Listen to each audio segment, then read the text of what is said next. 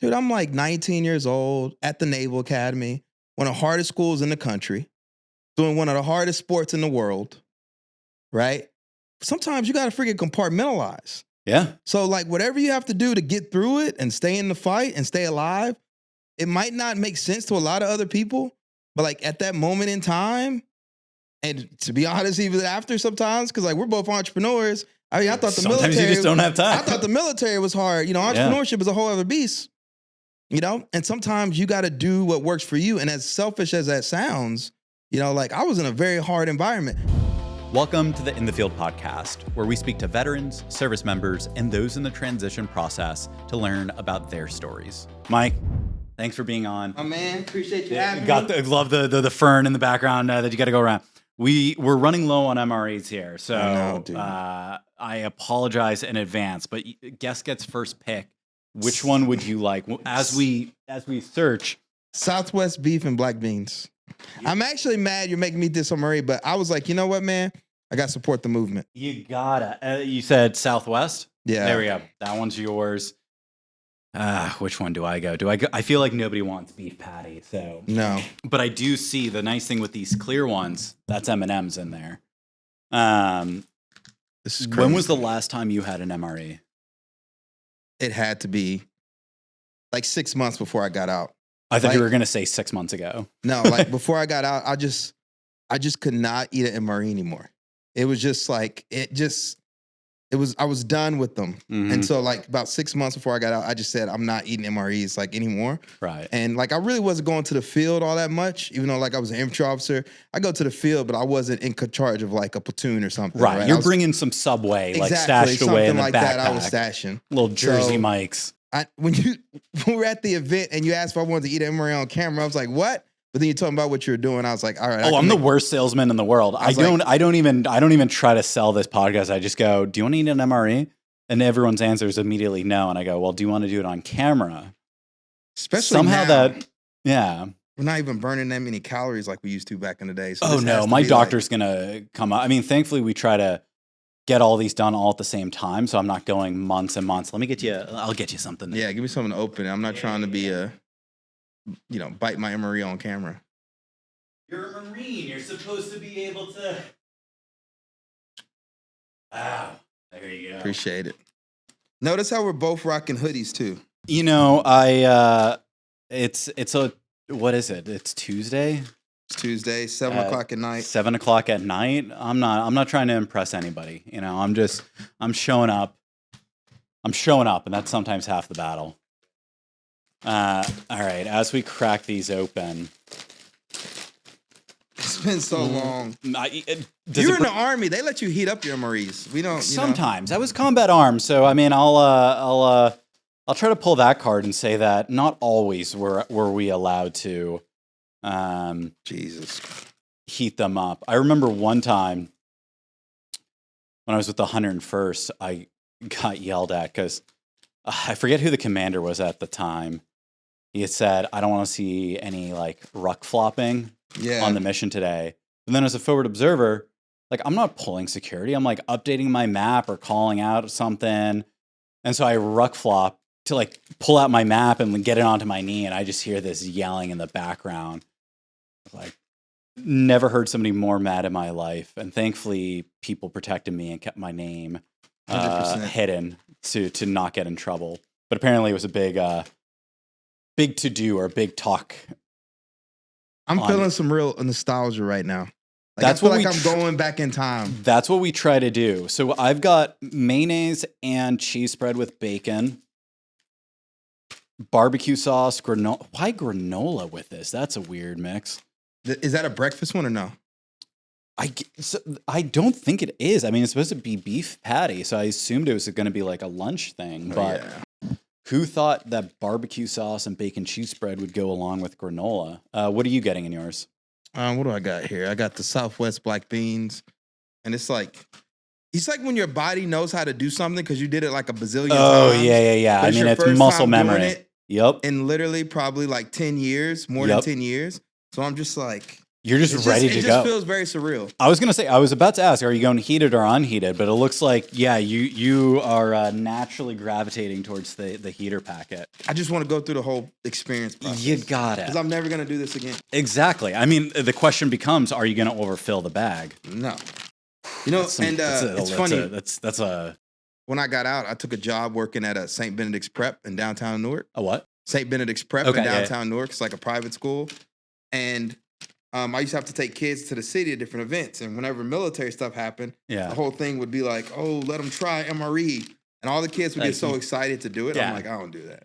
You don't want that. Dude, I don't do MREs. I don't play paintball because I want to get shot at. Yeah. I'm good. Oh, it's painful. It's, you know, I think I was one of those high schoolers when I decided that I wanted to join the military. I was like, went to the Army supply store to grab an MRE to try it out. Oh, you did overfill it. I know. I got excited. Man, wow. Well, I guess, you know, what should you expect from an officer, right? I mean, you might be a Marine, but at the end of the day, I kid.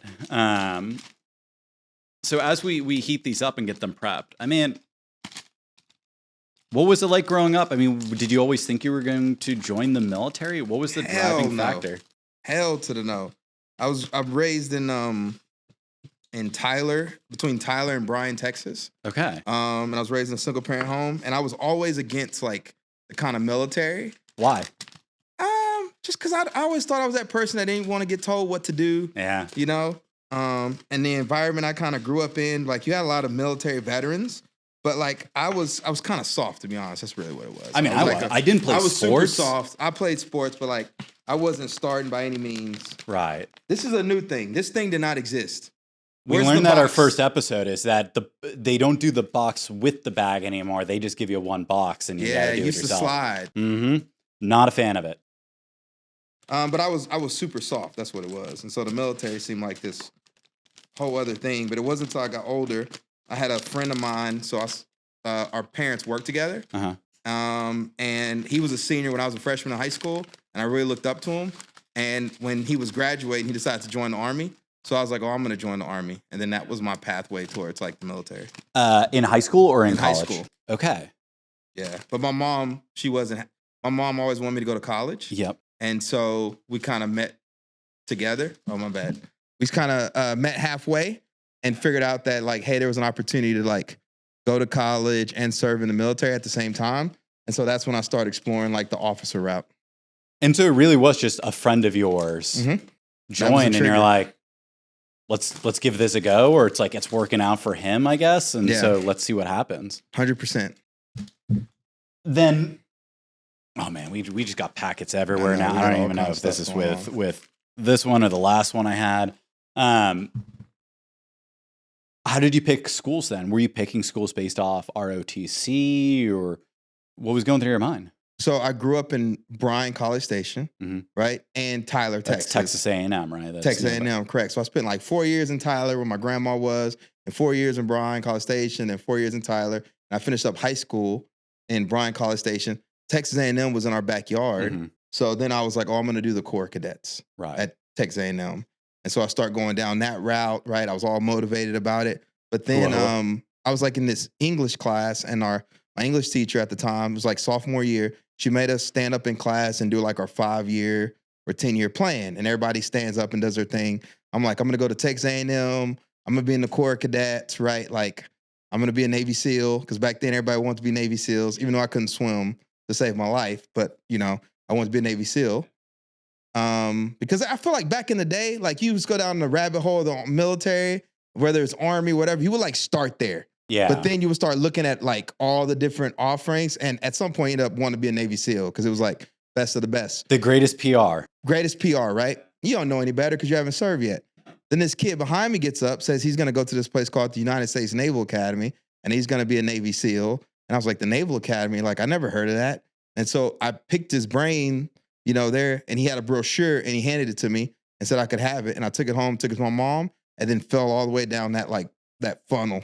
Yeah. Let's use marketing language, that funnel, right?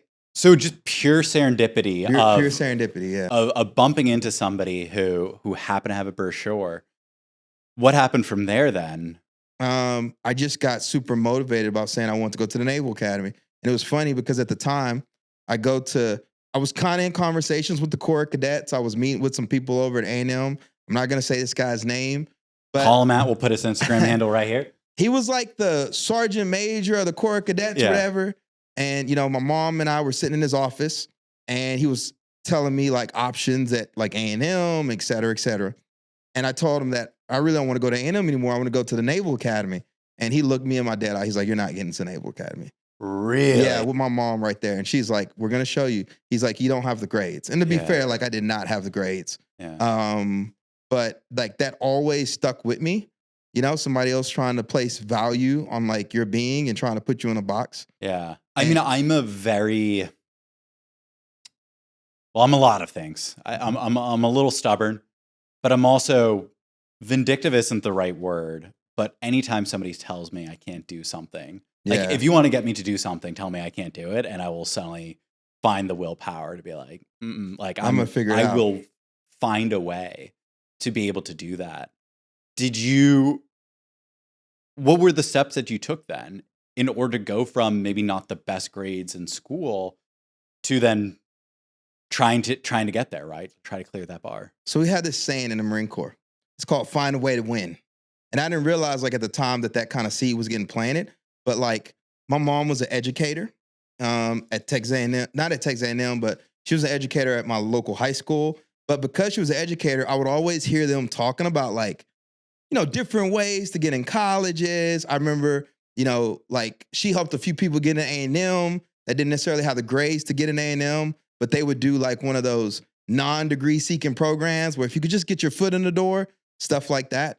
And so for me, like pretty much I knew right off the bat that we had to do our research. Mm-hmm. And really, I'll give credit to my mom because she kind of took the lead on all this stuff. And it sounds like originally she wasn't very thrilled for you to join, but I guess something clicked for her to go from maybe not super happy about it to becoming kind of a champion. Well, I think the one thing was like the fact that they would pay for your school, right?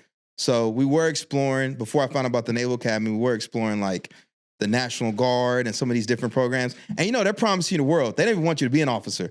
Yeah. Join the National Guard, you'll be good, whatever.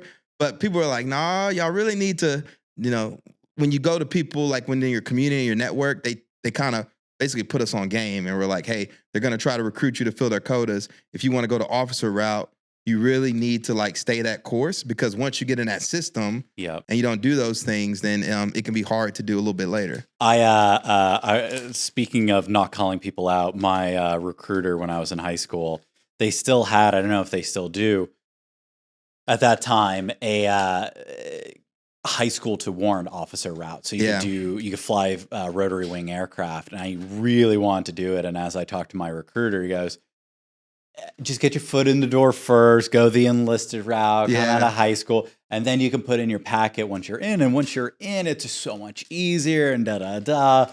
And I fell for it like a chump. Never got to. The closest I got was JFO, where I could talk to them and pass CCA 5 lines, but never got to fly rotary wing while in. But neither here nor there. And that's why you always need like a champion. Yeah. Because like even people hit me up all the time. Like I'll have my boxers from my gym. They're talking to the military. I'm like, dude, go officer. I was like, do not listen to what they say. Like you got a degree. If you're talking to the military, right, just make sure that you go officer. Because the recruiters will tell you anything you want to hear. Yeah. And so how did you sort through that maze? And how did you end up making a decision? Well, the way the Naval Academy works is they have volunteers all across the country called blue and gold officers. Mm-hmm. And their sole purpose is like to help young men and women like me get into the academy. So they sit there and they kind of act as a mentor and kind of help you navigate that process. And my blue and gold officer is a guy named Thomas Holt. And he really leaned in, and like in volunteers, right? You always have the people that go above me on and the some that do just bare enough. But this wasn't him. He was like really leaning in. He really made time for me and my mom. He was taking me out to dinners and we were strategizing and everything.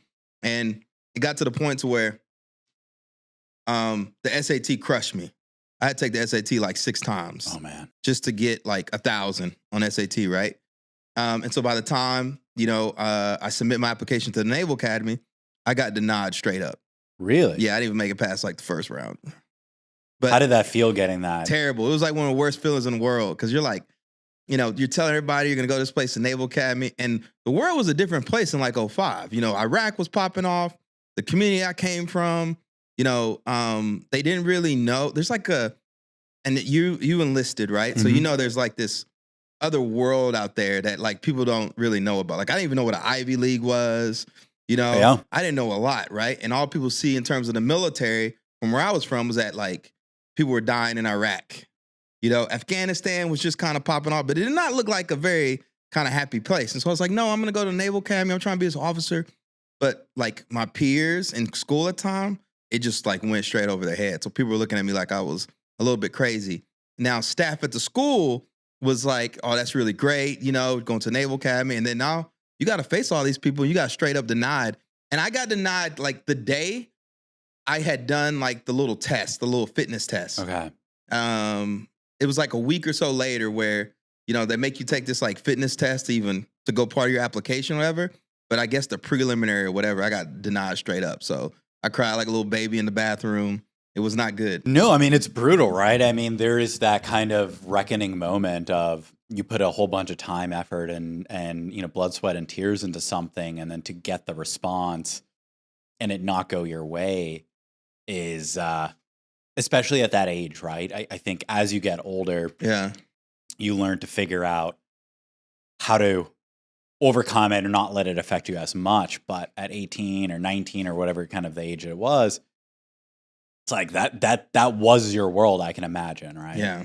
And when you decide to go to a place like the Naval Academy or West Point or whatever, it's like one of those transformational journeys. Yeah. Like you change as a person when you decide to do those things because quite frankly, like I was not in the best shape. I played basketball, but like I wasn't starting.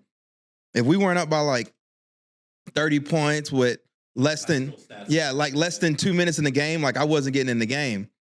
But I had to learn these things once I decided I really wanted to go to the academy. I had to learn how to run. So like I joined the cross country team, came in like dead last, but I learned how to run long distances out of it. So I'd done all this like sacrifice and work. And then you find that point like, was this all for nothing? Yeah. I mean, I had a very similar reckoning moment, but having been on the enlisted side, I had gone through that in basic training. Most of my time in middle school and high school, any sport I would try, I would kind of quit after a few weeks. In high school, I didn't play any sports. And so really my introduction to fitness was the first few weeks of basic training, and I struggled. I mean, I failed my first 2 PT tests. I think if you were to talk to any of my basic training instructors, they would have a lot of less than savory things to say about me in terms of just my motivation, my ability to commit, my physical fitness.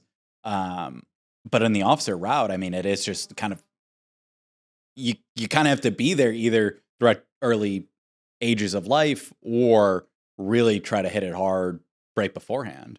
100%. So when you find out you get denied, now you got to face everybody. That guy who's like, you weren't getting into the Naval Academy, it's like maybe he was right, But I got to give credit to my mom because she came up with a strategy for us where it was like, I don't know what it is. It's just my personality. Like, you're like, every time I meet somebody, they're like, I feel like I heard of you already or something. I just have an affinity to just stand out. Like, I don't know what it is. Whether it's like on a spreadsheet when you got like, 1,000 people applying and people look right there, they're like, who is this guy? Right? I just kind of had that natural tendency. And so one of the things that happened was my mom kept sending them updates, basically, even though after I got denied. The school itself or the person like that admissions office. Okay. Because the academy, they sign you an admissions officer that kind of helps with the process or whatever. And so they're the ones that kind of called us and let us know that like my application didn't move forward, right, et cetera, et cetera.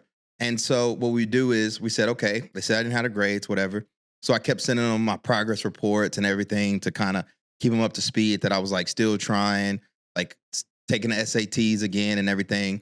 And then we graduate in May of senior year, like 2 weeks before graduation, I got notified that I got into the Naval Academy prep school in Newport, Rhode Island. I was like, that's all I need.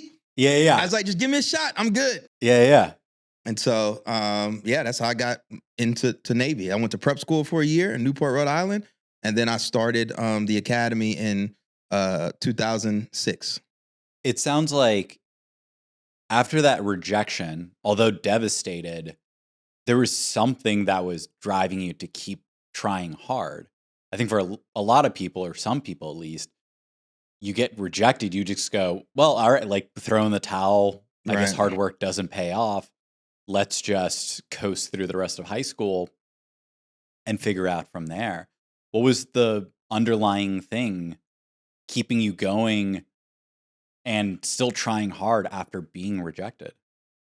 I was just like, even when I played basketball, like even though I didn't get in the game, I was always the guy that was like, I was like the little Rudy, bro, on the basketball team. Like if y'all had hard work at Steadman, you know, that was just kind of my thing. Yeah. It was just like my natural personality. And so I have, at times I can get kind of tunnel vision. Yeah. Right. But once I kind of put my mind towards a direction, right, like I'm going all in. I'm going to try to figure it out. Right. Have you always had that, or was there anything that triggered that? I can't honestly say I always had it. I feel like it started with the academy, to be honest. Okay. I feel like the academy was first time where it was like, everybody's going left. I'm going right. Yeah. You know what I'm saying? Like I got this vision. And then it was just one of those things where like you can kind of see yourself. You start to imagine being like a midshipman and all those different things. And so then it's like a battle to keep that dream alive. You know? I had a very strong conversation with a battle buddy of mine. It was the night of the final PT test. And he said to me, you've been a failure your entire life. You've quit every single sports team. You almost failed out of high school. If you fail the PT test tomorrow, I'm never going to talk to you again. You're going to be a failure your entire life afterwards. And that was my kind of trigger moment of like, man, like there's literally a crossroads of if I pass, I wash out. And I'm basically out of the military or recycle, and it's probably not looking good for me.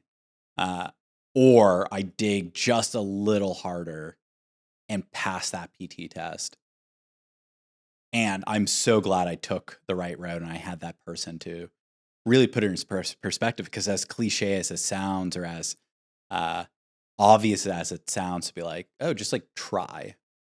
Just being given that opportunity was massive for me. And it sounds like to a similar extent, or to a very to the same extent, that Naval Academy experience was the thing that drove you to kind of excel. 100%. Like I just needed the shot, because for me, you know, I grew up in an environment, everybody was raised, like there just weren't a lot of males around, to be honest. Everybody grew up that I knew, like all my friends, we were all raised by like our moms, our grandma, an aunt or something. And I tell this story today of like, you'd ask people, you know, how they're doing, and they're like, man, I'm just making it. Yeah. People just survive. I was like, I don't want to freaking survive. I'm like, there's got to be something else better than just like surviving, like living the paycheck to paycheck.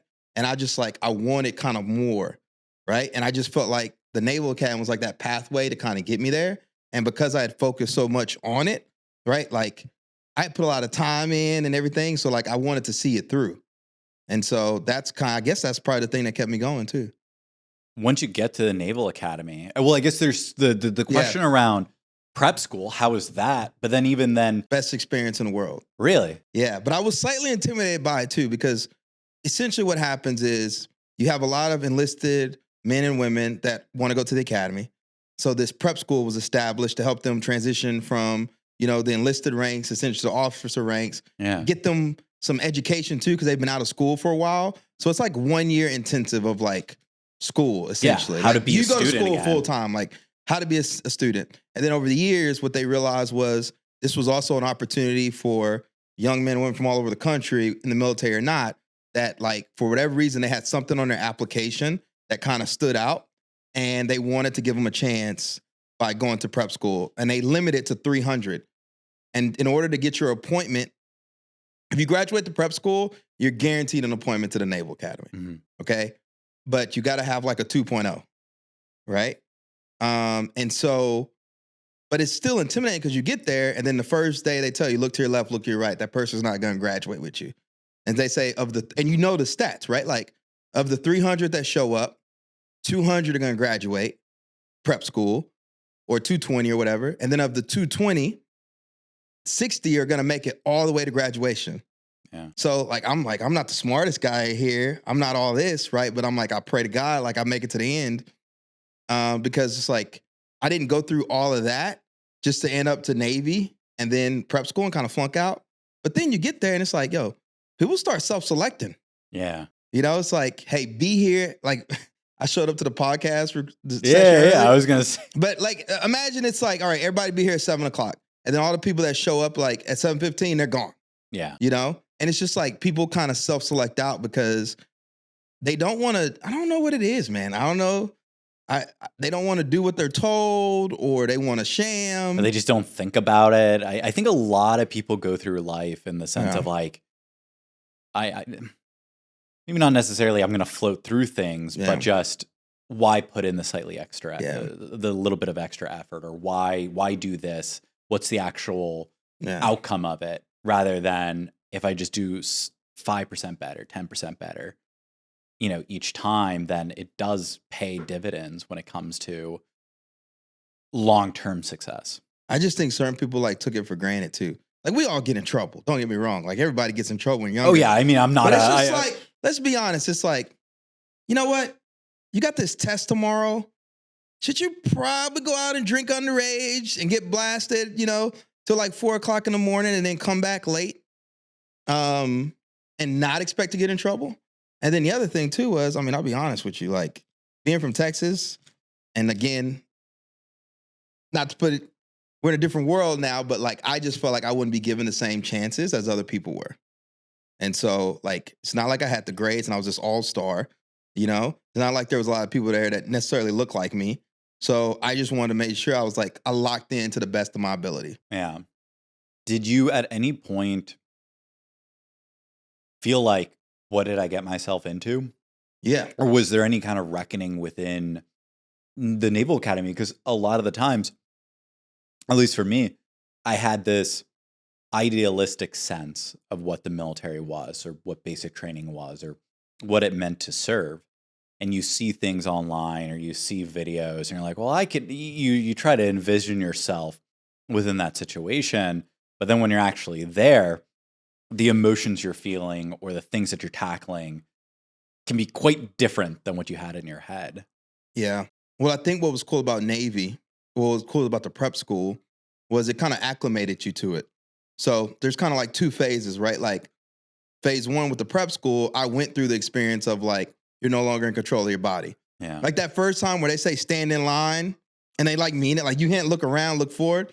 That's like that old crap moment. Like this is real. But getting that acclimation at the prep school, and then by the time you show up to the academy, you're kind of bought into it a little bit already. Yeah. But it still was like very surreal. But I was getting punched in the face academically. That's what I wasn't ready for. You know, I'm like, oh, I went to prep school, you know, made it, did all right. And by did all right, like I left prep school like a 2.7. Yeah. Right. But you know, there are people that didn't make it out of prep school. Yeah. So you get to Navy and you're like, this ain't so hard, right? This ain't so bad. But the way the academy is, you might have all these classes, but you might have like one test or something before like, I forgot what the term was for like progress reports or something. Right, yeah. Blasted. Like midterms. You got like a 1.6. You're like, oh snap, man. Like I'm gonna fail out. Yeah. That was a real hit in the face when I got my first progress report from the Naval Academy, and it was like a 1.6. Oh my God. And it was, granted, it was on like 4 weeks or 6 weeks, but like. Are you guys on the semester system or quarter system? It was semester. Okay. But that was like the first time where it's like, yo, this is high stakes, you know? Like I don't want to fill out the academy, but I've always been like intrinsically motivated. So I took my butt to the academic center. What were the classes that you struggled most with? I'll tell you. One was like calculus. Mm-hmm. I had a professor that gave us a quiz every day. Oh my God. Every single day. And sometimes the quiz was only like 2 or 3 questions. Mm-hmm. But if you got like one question wrong, you got like a 50. Yeah. And the way he did his math, it was like 70% of your grade or something crazy.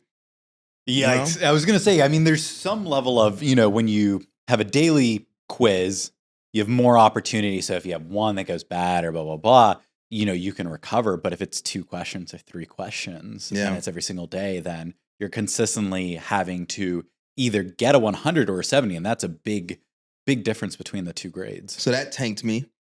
And then like chemistry Mhm. and some of the other like I was a history major. I was always good at history, but now like at the academy, even if you're a history major, you end up getting a Bachelor of Science in history. I was going to say, I think West Point's the very same way, where Mm. it's all STEM degrees no matter what. So the STEM side of the house was like crushing us because like you got all the, we don't go to boot camp, right? We have our own little process called plebe summer. And then your freshman year is kind of like one giant like indoctrination to the military. So like school is like only one part of what you do there. And they say like it's important, but they try to make it seem like it's not, but it's still like very important. Yeah. Just in terms of, you getting your career, like what you want to do in the military is based off your like your class rank and all these different stuff. And so like I was very much in like survival mode, right? Pretty much right out the gate. Yeah. Keeping the head above the water. Keeping the head above the water, just trying not to fall out. Was there anything that changed, or was that kind of consistent throughout your 4 years? And during those 4 years, from what I've heard from others, your stack ranking or trying to figure out what you want to do Yeah. when you graduate. Yeah. So first year was definitely team struggle bus, right? But that same year too, I got exposed to the sport of boxing, Mm-hmm. right? And I had never boxed before. And one of the things they make you do at the Naval Academy is they make you choose a sport, right? So at first I thought I was going to do crew. Eight-man crew is the most difficult team sport in the world. And this is like, again, 05, CrossFit is still early.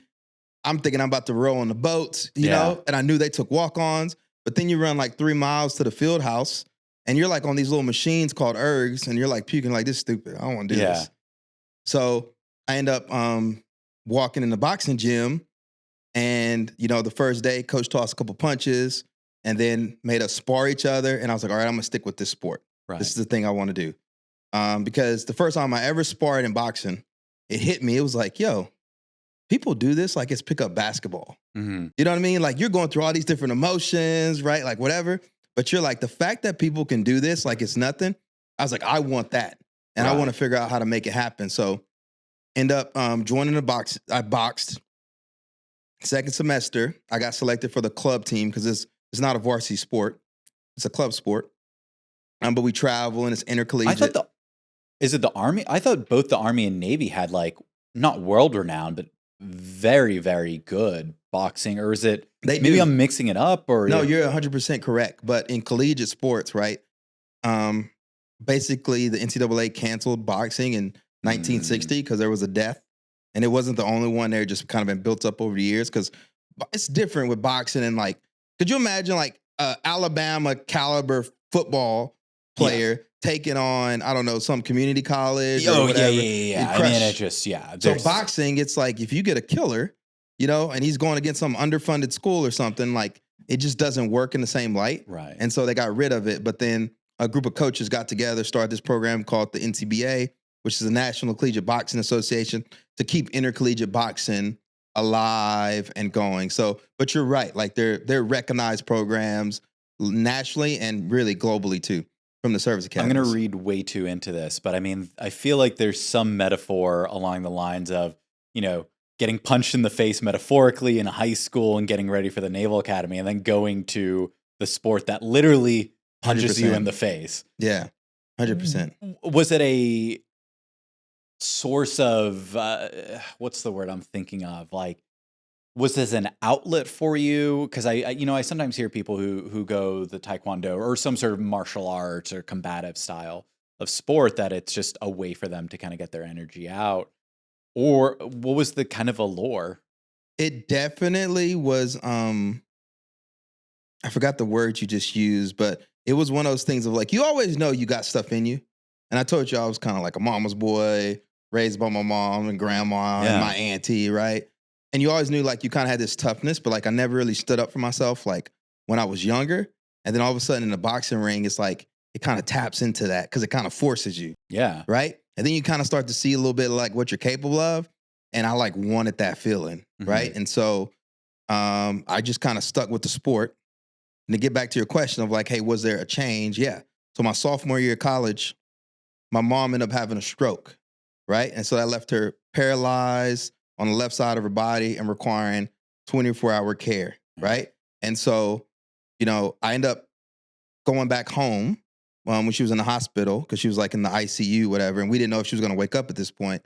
And the Naval Academy called me. It's like, hey, do you need to take the semester off? Yeah. Yeah. I was like, man, forget that. Like, we came too far.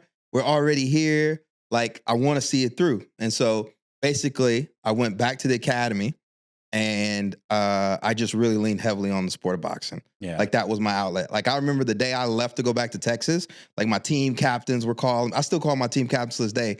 They're my boys, but they were like calling to check on you and yada, yada, yada. And then I just kind of came back.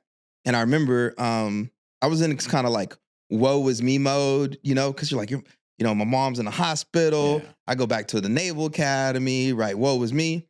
And I remember my boxing coach at the time, he's like, yo, you're fighting West Point this weekend.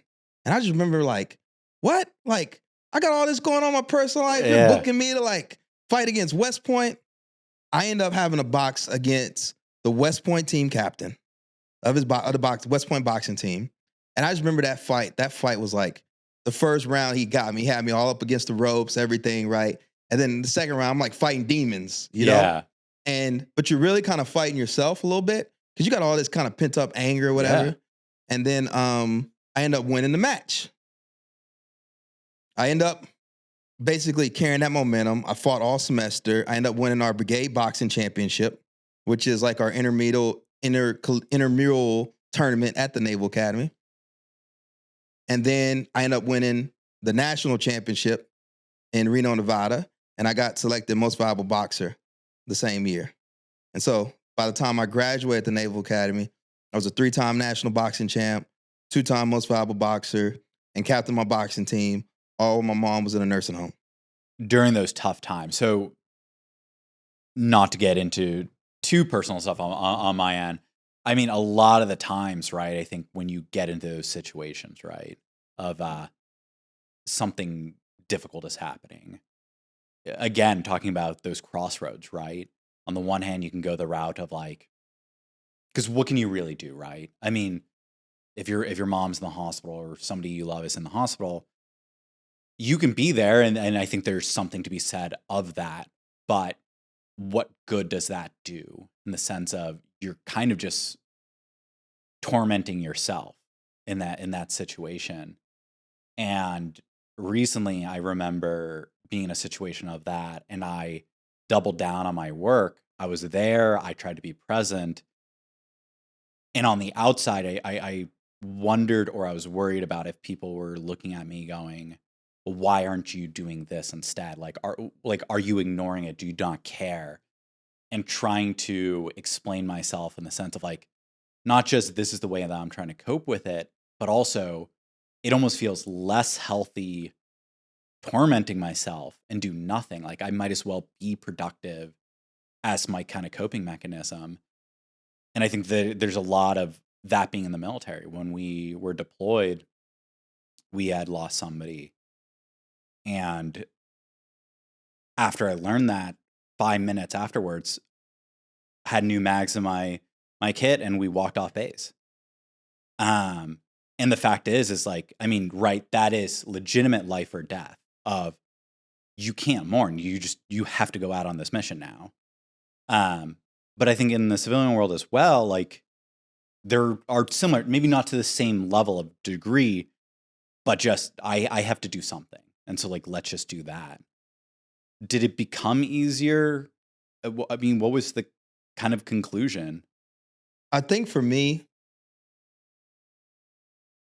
and it's like, people always ask me like, what advice would you give to your younger self or whatever? I was like, dude, give yourself grace.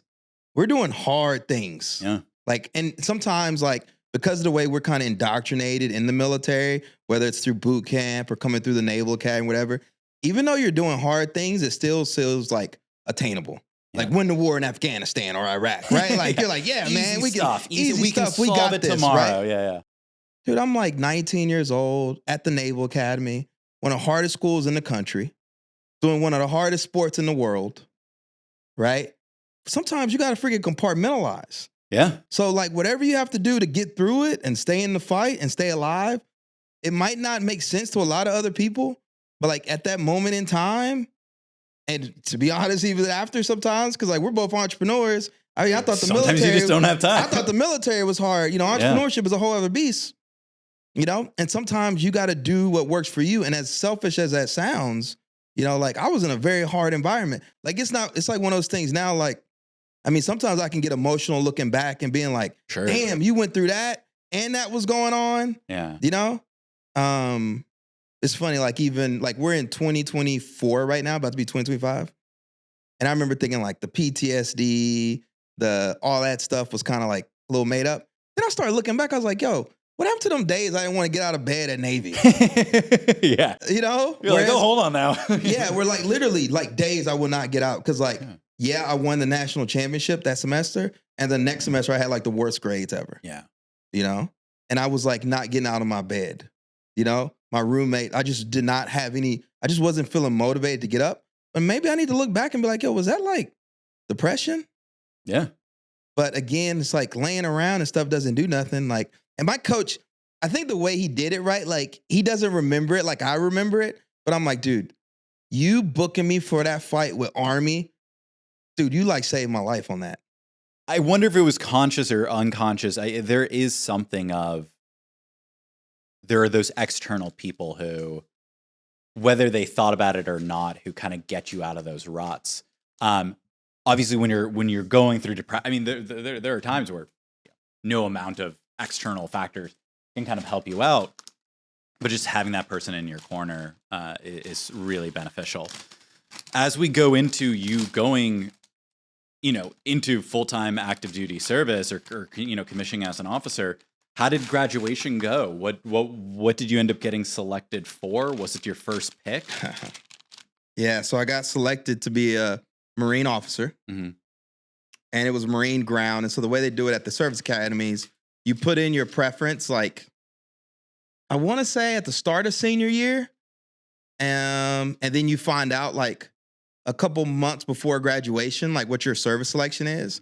So you're in a room like this with all your peers, and I found out I got Marine ground. Okay. Right? So was that your first choice? That was my first choice. You got basically like Marine ground, Marine air. I basically laid the Navy SEAL thing to rest. Like I was gonna say, going in wanting to be Navy SEAL. What changed? Were you just like, oh wow, there's this thing called the Marines? I didn't want to be cold and wet. Yeah, that's fair. And you sometimes like these things sound good, but until you get exposure to it, you're like, I'm good. You know what I'm saying? Like, I want to be a startup founder. Then it's like you're dealing with cash flow, you're not getting paid. You're like, yeah, let me go do something else. Yeah. So it was like one of those situations of just getting to the academy, really understanding what it takes, and asking yourself like the God honest truth is like, is this how you want to spend your time? What do I actually want to do? Versus like the Marine Corps, it felt like a lot more achievable for me. Right. And so I wanted to do that, and I want to be an infantry officer. And you just love the uniform slightly more. The uniforms, and then when you're a 3-time national champ, everybody's like, oh, you'll be a great Marine. You'll be a great Marine. And so that's what I wanted to do. And when you get to the basic school, the way it works for officers is the Marine Corps breaks things into thirds, right? So like there's like 20-some MOSs, 22 MOSs or whatever, and you put in your preferences at the basic school, but they want to have what's called a quality spread. So they don't want all their best officers going infantry. Right? Or pilot. So they break them up into thirds. But I was fortunate enough to get infantry out of the basic school. But I'll be honest with you, it was another struggle bus, and I could tell you why. Well, you said that you didn't want to go the Navy SEAL route because you didn't want to be cold and wet, but most people would not describe the Marine officer route as a particularly I know, right? Comfortable route to go. Rookie mistake.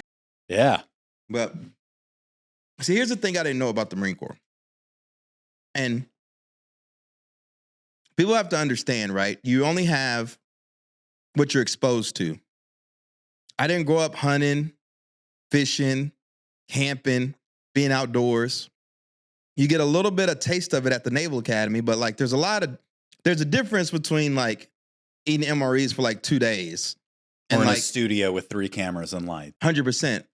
Or going camping for like 2 days in a bivouac and like going for like months on end. So you show up to the basic school and now you're getting evaluated for the first time with other Marine officers while trying to learn how to like be that Marine, right? So like learning how to be a Marine on top of getting evaluated on like how to be a leader of Marines. Does that make sense? It does. And so that was like very challenging in terms of like figuring out like how to live outdoors, how to do all that stuff. That was a whole different beast. So struggle bus and the Marine Corps officer, how does the rest of your career or time in the service look like? And I took some L's. Yeah. Went to Afghanistan with 1st Flight 8th Marines, 2012. Oh, we were, I think they're the same time. Yeah. What area? I was in Sangin and Delram. Map of Afghanistan here. I'm assuming that's southern Afghanistan. Mhm. At least that's where most of the Marines were, if I remember right. Okay. Yeah. I was in the Wardak Logar, which is the Pakistan, I think, in the Middle East area. So, I went infantry, became an infantry officer, went through the IOC, which is infantry officer course. Mind you, I had been outside. Like I said, I didn't grow up outdoors. I went through IOC in the winter. Oh. So I was sleeping outside Where in is the that snow. being held? Quantico, Virginia. Miserable. Not great during the wintertime. Not great during the wintertime, but I made it through, graduated, got my unit down in Camp Lejeune, North Carolina, did a year-long essential workup with them. So got there in May. By the end of January, I had deployed to Afghanistan. Mm-hmm. And so this was that kind of another surreal feeling because I remember watching the PBS documentary, Frontline, Obama's War, where they're like helos, they're in the back of the helos and they're landing in Marja or wherever they were going. And then next you know, you look up and you're like, dude, I'm in the back of this helo about to get dropped off at my patrol base in Afghanistan. It was very surreal. And I got to do all the things that we had trained to do, at TBS and at IOC. Like I was doing it. Like I was a platoon commander in Afghanistan, leading his Marines in combat, fighting a good fight. Like the month before we come home, I got relieved in Afghanistan on a botched combat op. Jeez. Do you want to talk about it, or we can talk over? about it? Yep. What happened? So I had kind of the same moments you had, where like you talk about, I forgot what it was called. We call it the Zap game. Where like a Marine is killed in combat, and you're trying to figure out who the Marine is because you're going off the Zap numbers and whatnot.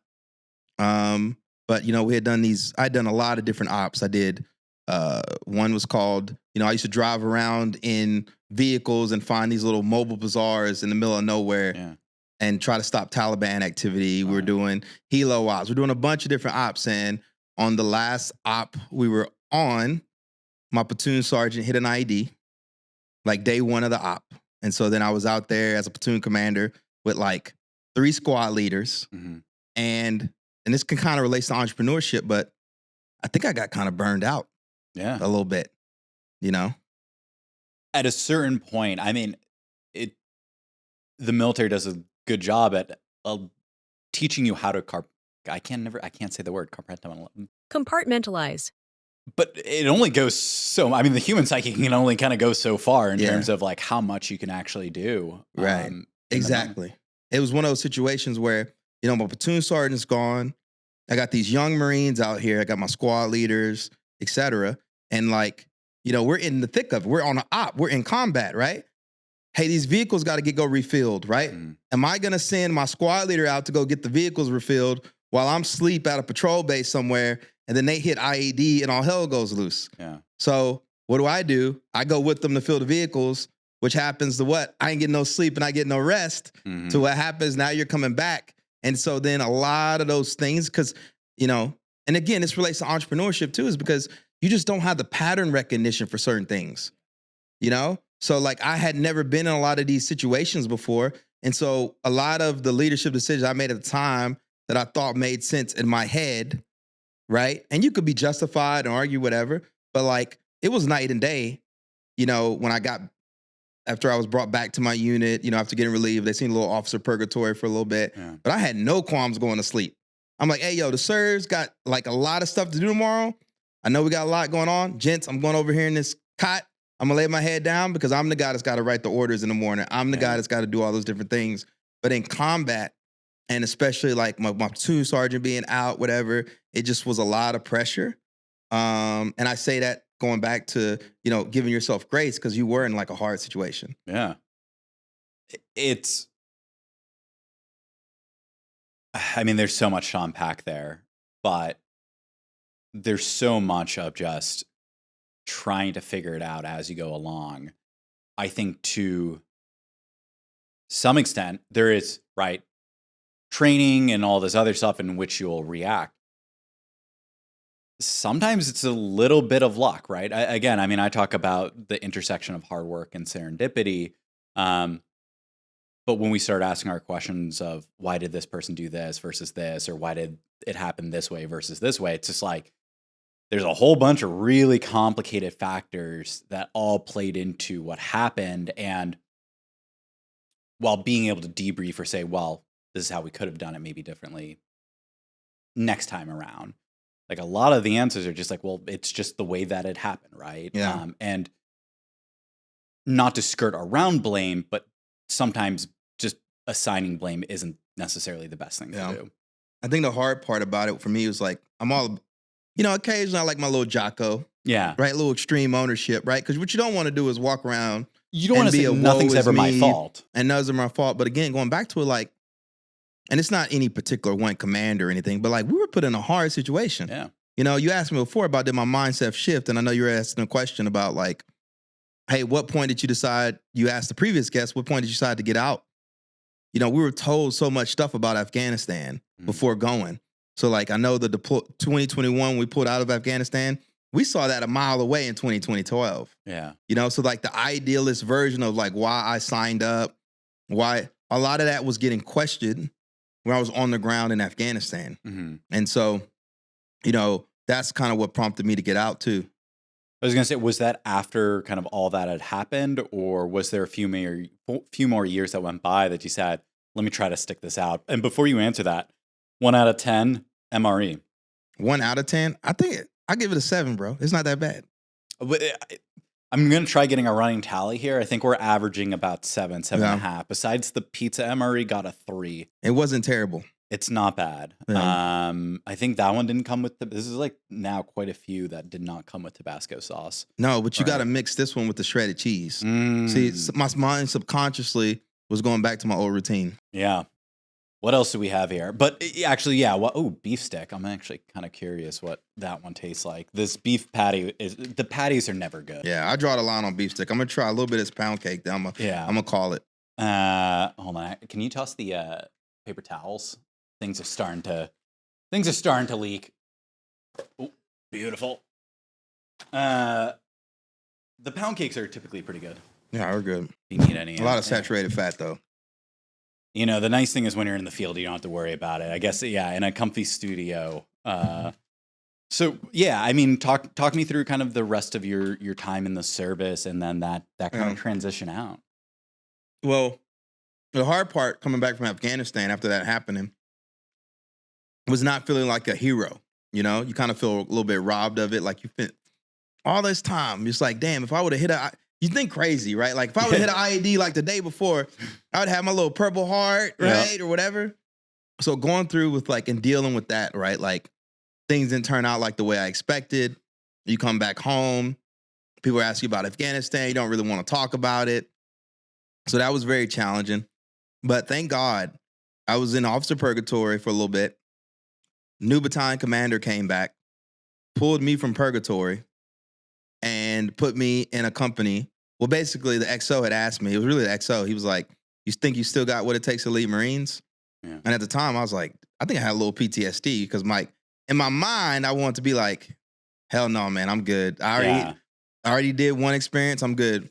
But the Naval Academy grad in me, the boxer in me, the Marine Infantry Officer in me. I didn't hear no bill. Yeah. So my instant response was like, hell yeah. Yeah. But I had a company commander. They put me in a new company. Mm-hmm. And this company commander, man, he was like the best thing ever. He was like exactly what I needed. Yeah. He pulled me in. I told him what happened. He already knew about what had happened. And he gave me a fair chance. He let me start like from scratch. That's awesome. And so basically, served with them. I did another deployment. Right before we deployed, I got moved up to a senior platoon. We call it CAP platoon, combined anti-armor. platoon and finished out my Marine Corps, pretty fine. Got out as a captain.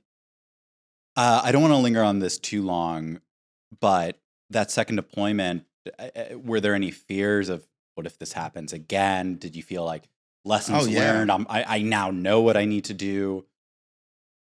The second deployment, I didn't actually go to Afghanistan. It was to Okinawa. Okay. But when I got in front of the platoon for the first time, it was definitely that because it felt like deja vu all over again. You kind of just want to hit yourself. You're like, I'm back in the meat grinder because an infantry battalion, at least in the Marines at the time, it kind of felt like a little bit of a grinder. Going through the workup, doing the whole kind of fexes and whatnot, and just like, but now I had pattern recognition. Yeah. So what Second Lieutenant Steadman would have done back in the day, First Lieutenant Steadman was like, I already went that way, it didn't work out so well, so I'm just going to do this. So it made me look like so much better. Right. And it was mainly just because I had done it that way before and it didn't work out for me. So I was just like, I'm not doing it that way no more. We were talking kind of before the podcast about, second time founders. Like the nice thing is like when you get kicked in the teeth a few times the first time around, you're 100%. like, well, I'm still going to get kicked in the teeth, but not in the same ways as the first time. Yeah.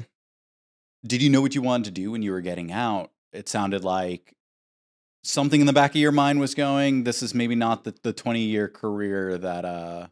I knew I wanted to coach boxing. And so, like for a lot of officers, they get out. They all want to go to grad school, get their MBAs, do that thing. And for me, that would have been going to Texas A&M, right? Going to grad school. But like, part of me was like, you know what, man? I did everything I was supposed to do. Went to a good university, went to a good college, served my country as an officer, freaking deployed to Afghanistan. I was like, I want to do what I want to do. Not necessarily like what society tells me I have to do. And I was like, I want to start a free boxing program in Newark, New Jersey. Why New Jersey? Because I had an inn in Newark. Because I had volunteered at a private school there called St. Benedict's Prep. Okay. That catered to young men of color when I was at the Naval Academy as a midshipman. And I told the headmaster that like, hey, when I get out of the Marine Corps, I want to come back and start a boxing program. Now, it's one thing when you start talking this stuff, but then like next thing you know, you're like, it could be a reality. Yeah, push comes to shove. Yeah, like, are you actually going to be doing the thing? His name's Philip Jones, and you should get him on your podcast. He's mayor down in Newport News, Virginia. We served together, and he saw me like filling out like a college application for like A&M. He's like, "What are you doing?" I was like, "What do you mean?" He's like, "Are you going to Newark? Are you going to go to grad school?" He's like, "You got to pick one or the other." And I was like, "You know what? Got to burn the ships." So I burned the ships. Once I EAS'd, I moved straight to Newark. At the time, I didn't even know what I was going to be doing. I just had a handshake over the phone with this headmaster. And I moved to Newark and started working at St. Benedict's. Wow. How long did it take making that shift to then starting it? I mean, I got out. I packed up my U-Haul that night, and I was headed to Newark like the next day. What year was this? 2015. Summer of 2015. It was like April of 2015. Man. And so shipping out, funny enough, so I got out 2015. I packed up a U-Haul and drove from Fort Campbell. Yeah, it's a sad life. It does not sound good. It sounds better on camera, but like you fast forward back then, we probably looked sad as hell. Oh no! Well, I'm not gonna lie. I was giving some middle fingers and a honk of the horn as I was getting off of it. I could not wait to get off that base fast enough. But then fast forward 30 hours in a U-Haul going through snow and then soloing it. Yeah, that's where it started to get really sad. But you had this, dream. You had this opportunity. I'm guessing it took time though for it to come to fruition. Not as long as you think, really. Because you know what it was? I had a clear on it. Like, I was big into CrossFit back in, I got into CrossFit when I came back from Afghanistan. I was real close with the guys from my CrossFit gym. And they would be there in their little board shorts, like drinking coffee, teaching class. And I remember being like, man, when I get out, I just want to wear board shorts. I want to drink coffee. I want to eat bacon. Right. So I was doing lifestyle design before I even knew what lifestyle design was. And so by taking that job at St. Benedict's Prep, I didn't know what job I was going to do when I got there. And so basically I just spent like a month in purgatory at St. Benedict's as they were like trying to figure out like what they were going to do with me. And then, because the headmaster was like, yeah, just come. We'll figure it out later. We didn't talk about no salary, no nothing. I was just like, I'll figure it out, whatever. They put me in charge of the residence hall at St. Benedict's Prep. Mm-hmm. which meant I lived on campus with 70 teenage boys. I worked in the evening. So I was there when they got back from school. And, I put them through study hall. I fed them and I bedded them down. Right. And so that meant I had all day to myself. Mhm. So what was I doing? Board shorts, working out, eating bacon, drinking coffee. And Living so, the dream. Living the dream. But I had already started coaching boxing as soon as I hit the ground. We haven't talked much about entrepreneurship yet, but, back then I didn't have a gym. So what I did was I would just grab kids and I would go to a gym in town and I would pay the coach and say, hey, I would love to train these kids here. Right. I would cover their gym membership. But after a while, I just realized that probably is not sustainable. Mhm. And so I start the residence hall I had. I pushed tables and chairs out the way and I started teaching boxing there, right? Tables and chairs. And then the city of Newark at the time, they opened up a gym and a recreation center. And so I start commuting back and forth with kids from the school to the gym, but I could only carry as many as I could in my car. And while doing that, at a point, I met a head of recreation with the city of Newark. And he's like, you got kids? I got a bus. And so he had the bus come pick me and my kids up to take us back to and from the gym. Mhm. But even that got unsustainable because it was very unreliable. Sometimes they'd show up, sometimes they wouldn't. We're standing out on the corner. I got 15 kids, whatever. And so I approached the city of Newark about opening a boxing gym closer to the school where I was working. And I said, you don't got to pay for it. I'll come out of pocket. I just need the space. Mhm. They gave me a space in the back of a leaky recreation center in Newark. And they were like, will this work? And I was like, I'll take it. That was my entrepreneur moment. How do you even figure that out, though? I mean, if you were go open a gym, I don't even know where I would start, right? How are you figuring this out as you go along? I was just full of piss and vinegar. But one thing I didn't mention during my entire kind of military service, I was always teaching boxing. Mhm. So even when I was in Afghanistan, I'd be shadow boxing, right? Even at my patrol base, I had a little area where I would do my thing. The Marines would get up and be like, why is this sir looking at himself in one of them bicycle mirrors? Yeah. I had it up on the wall when I was at we call it ITX, Mhm. right? Where it's where you go for that final exercise before you deploy. I had a boxing ring out there. So I kind of always had boxing and I set up little boxing programs everywhere I went. And so I was just very grassroots. So I was all right, look around, boom, boom. I was all right, I know a couple people at the Naval Academy, get some gloves and stuff here, hit the ground running. Because you brought up the military, I mean, a lot of the times people bring up the kind of the benefits of the military, the skills that work really well, in the civilian world. Was there anything that you realized didn't necessarily translate and things that you had to kind of cut out in terms of lessons or mannerisms or styles of leadership within the military that didn't translate either into the civilian world or even particularly boxing? It wasn't until later when I spun out a for-profit business model Mhm. because initially I always knew that my boxing program was going to be a nonprofit of some sort just because I wanted to let kids box for free. So not really, because that was at such a where you kind of had to be full of piss and vinegar. Yeah. You kind of had to have that find a way to win mentality, which I do feel was kind of cultivated in the military.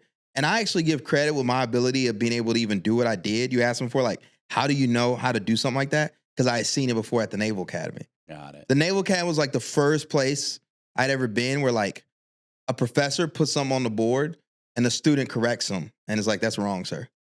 And you're he's a professor, he's got PhDs, whatever. And then he's oh, you're right, midshipman, so-and-so. My apologies. There's also the place where it was if something didn't existed, some motivated midshipman would just make it happen.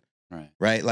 Somebody would just start a jujitsu team or whatever. And so me getting exposed to that, I kind of knew it was possible. I'm not saying I knew that I would have what I had now, with the gym and Mhm. the graffiti and all that other stuff. But I knew it was possible to start a program for sure. What are you doing now? How did that grow, and what does the future look like for you? So, I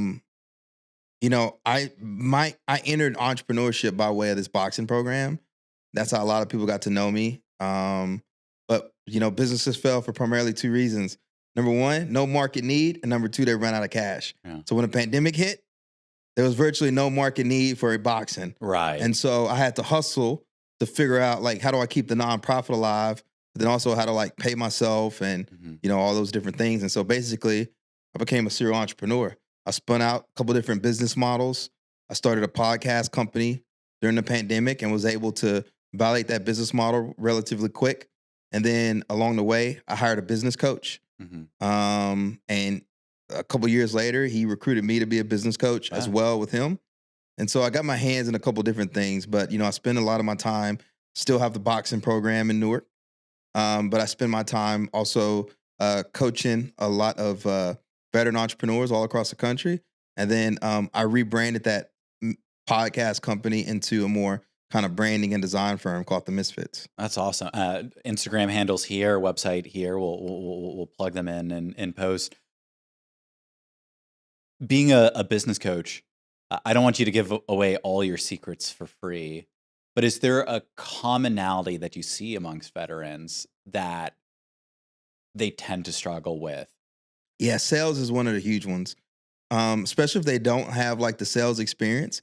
So, and especially like, let's say you deal with the officers, right? A lot of officers do what? They go get a little MBA from some fancy program or something, but like you can't learn entrepreneurship sitting on the side of the pool.